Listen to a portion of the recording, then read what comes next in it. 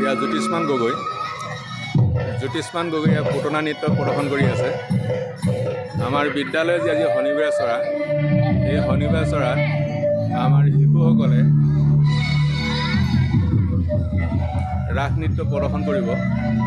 ৰাস নৃত্যৰ প্ৰথম প্ৰদৰ্শন হিচাপে আমাৰ বিদ্যালয়ৰ ৪ৰ্থ শ্ৰেণীৰ ছাত্ৰ জ্যোতিষ্মান গগৈয়ে পুতনা নৃত্য প্ৰদৰ্শন কৰিছে।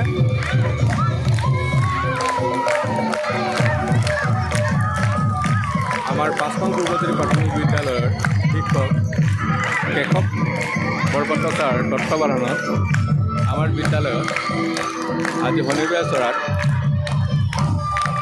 পূৰ্ণাংগৰ শ্ৰী কৃষ্ণৰ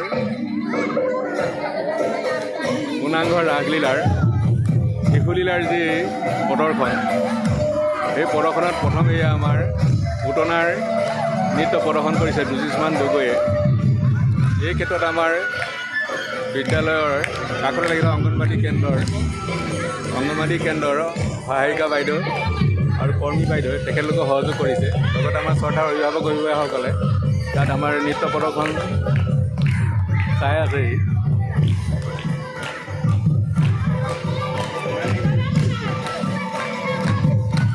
আমি শিশুসকলৰ যি সৰ্বাংগীন বিকাশ, এই বিকাশৰ ক্ষেত্ৰত আমি যৎপৰোনাস্তি চেষ্টা চলাইছোঁ।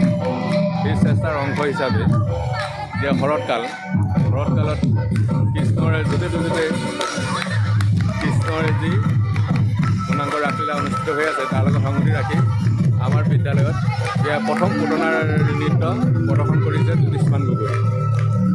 ইয়াৰ পাছতে আপোনালোকৰ মাজত আমি যি সম্পূৰ্ণ ৰাসলীলা প্ৰদৰ্শন কৰিবলৈ আমি আগবাঢ়িম। কি সুন্দৰকৈ প্ৰদৰ্শন কৰিছে চব জ্যোতিষ্মান গগৈয়ে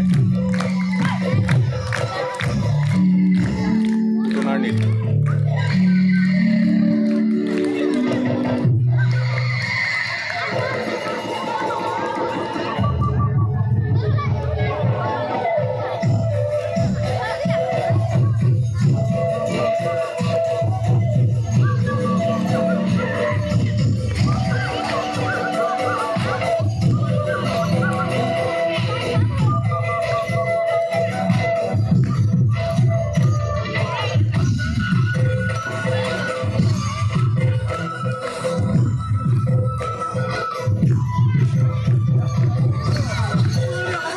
যিসকলে আমাৰ ভিডিঅ'টো চাব, আপোনালোকৰ অনুৰোধ আমাৰ শিশুসকলক আশীৰ্বাদ কৰিব যাতে তেওঁলোকৰ প্ৰতিভাসমূহ ভৱিষ্যতে আৰু উন্নত প্ৰদৰ্শন কৰিব পাৰে।